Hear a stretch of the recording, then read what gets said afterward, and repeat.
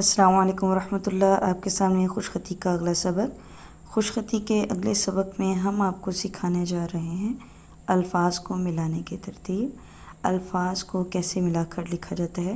دیکھیں، جب سرے جمع ہو جاتے ہیں تو پھر اس میں بتانا یہ مقصود ہے، جب سرے جمع ہو جائیں تو جو سب سے پہلا سرا ہوگا اس کو اٹھانا ہے، اور جو لفظ لکھ رہے ہیں اس میں جو سب سے اینڈ والا سرا ہوگا اس کو ہم لوگوں نے لائن کے ساتھ ٹچ کرنا ہے۔ الفاظ ملانے کی ترتیب۔ اب الفاظ میں سب سے پہلے ورڈ ہے ناپید۔ جی، سب سے پہلے جو ورڈ لکھنے جا رہے ہیں وہ ہے ناپید۔